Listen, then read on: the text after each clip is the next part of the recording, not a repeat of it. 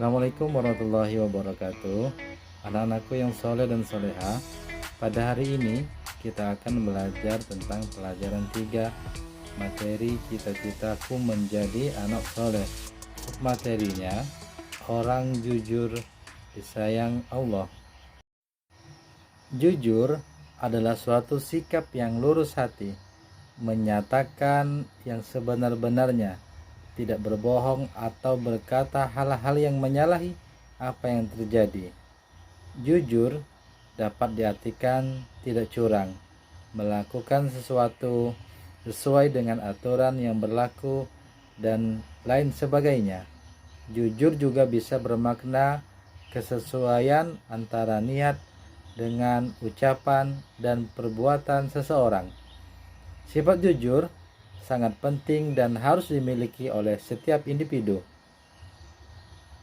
Nah, anak-anakku sekalian, wajib hukumnya bagi kita untuk selalu berusaha jujur dalam hal apapun, baik lisan maupun perbuatan. Sifat ini adalah dasar dan sebuah patokan, sebuah kepercayaan. Jika kita sekali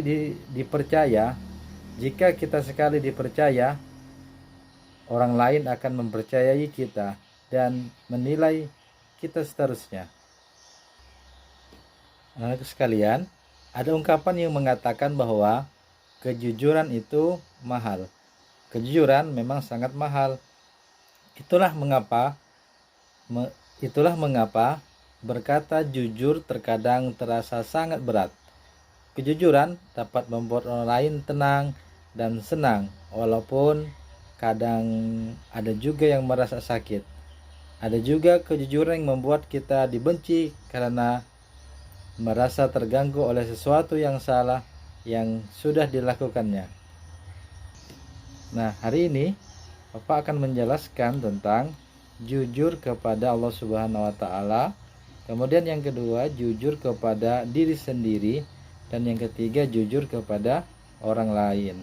Jujur kepada Allah Subhanahu wa taala, ciri-cirinya selalu mentaati perintah Allah Subhanahu wa taala dimanapun dan kapanpun.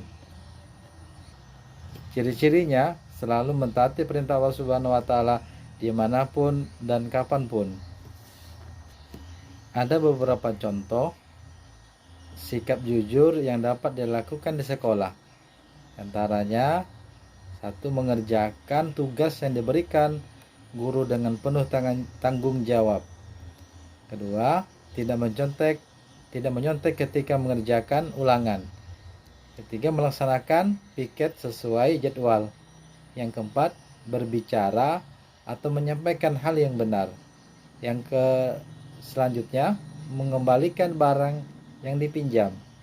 Yang keenam, mengaku bersalah jika melakukan kesalahan. Dan yang ketujuh, tidak mengarang cerita untuk disampaikan ke teman-teman. Ketika kita terbiasa menerapkan kejujuran, maka ia akan dengan mudah mendapatkan kepercayaan.